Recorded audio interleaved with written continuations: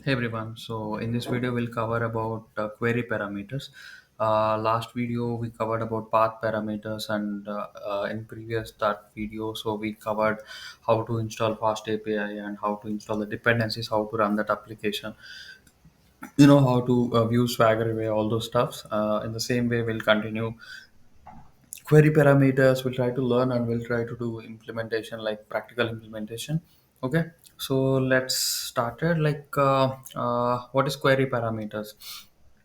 See, we do path parameters, right? So, like in the path itself, we provide some values. In this case, you can consider, okay, this is the path means you are providing this foo item ID you are providing. So that is nothing but path parameter, right? So we already covered this topic previous video. So in the same way, so you will provide some information, but that is not through path, through query way, through query wise. So this is how you can pass, instead of directly passing that to the URL, so you pass some this symbol like question mark, that is nothing but query, and also ampersand. And means in case you have multiple things needed, um, multiple parameters you have to pass. So that is a query parameter, but you have to pass multiple things. Then you use this and symbol.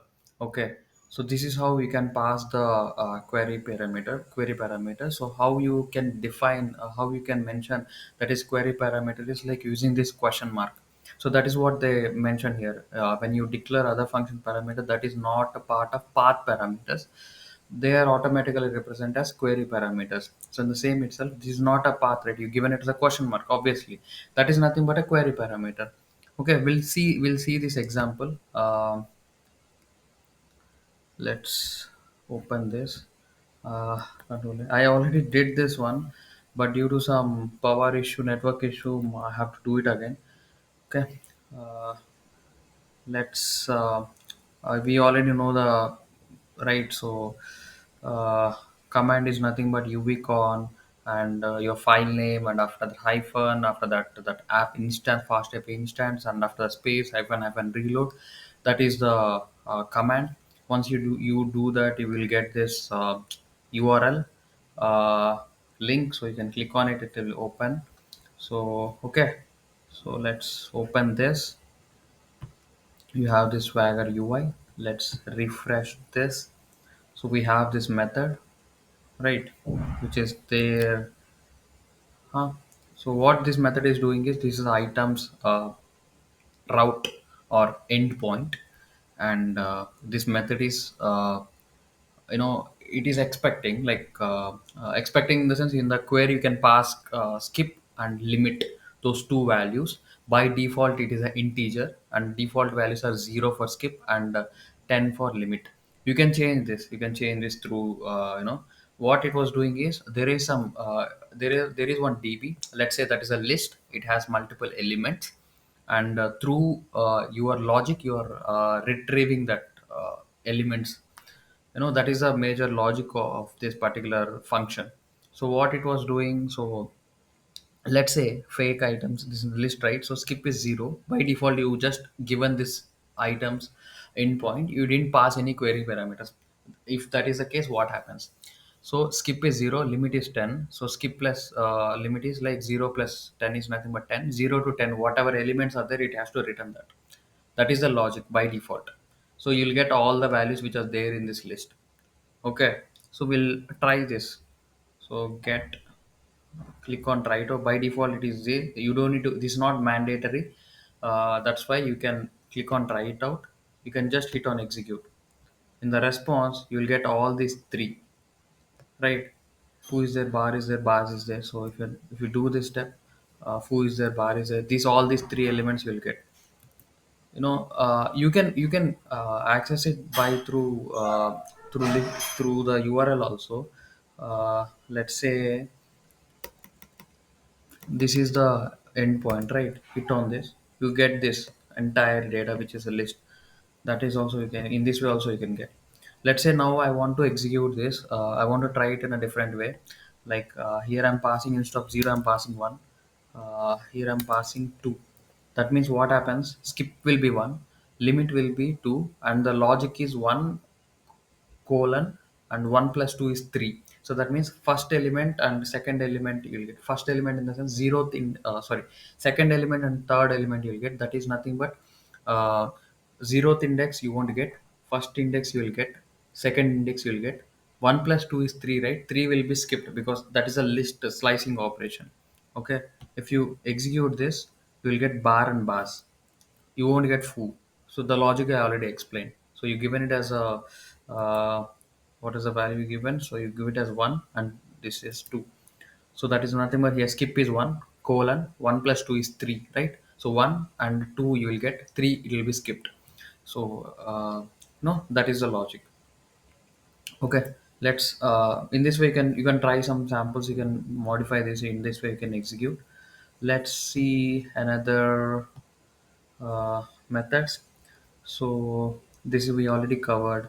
Directly also you can pass, you can copy this uh, in the URL itself. You can queue this, you can get this.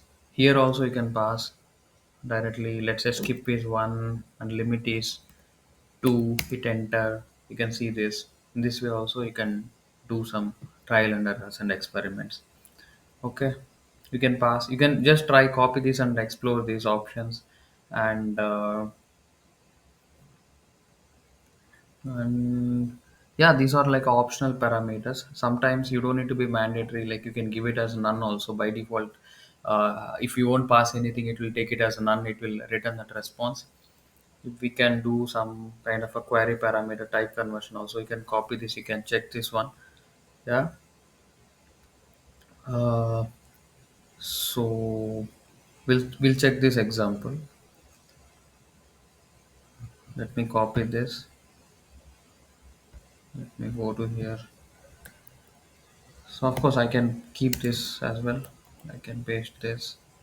I don't need these two lines. Let me copy this, Control S, and that's it, done. So now you can go back to this your Swagger UI. You can refresh. You can see you have two endpoints. This is one we are trying. Open this, try it out. This is the required.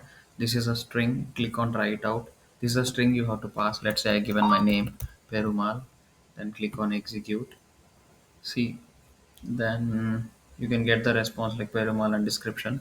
If you go back to the logic, what it was doing is item ID is that is mandatory. They're expecting this is none. You don't need to pass. Short by default the value is false. So let's say item is there, that is a dictionary. Item ID whatever you pass that will be stored here, and queue we didn't pass anything so it won't execute.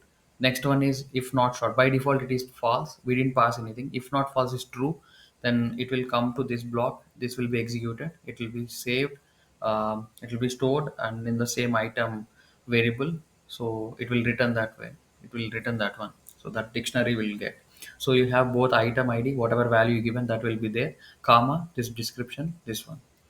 Okay, then let's say you are trying again. Let's say again try it out. You pass this q value. Q value is nothing but, let's say u. I'm giving this as a true, then execute. Then you will get only q and this. Let's say again you are trying something, try it out u and make this as a by default false. Then you will get all these values. See, item ID q description, that is the logic which is there in the this function. Okay, so understand, you already know Python, right? So just understand what it was doing, then try to implement it in a fast API.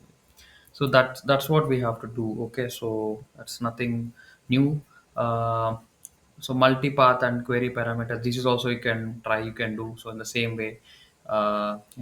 You whatever you need something, this one is a bit interesting. Like let's say you are using that one in your main core logic but you are not passing it, then obviously you'll get the error, right? This is the error you will get.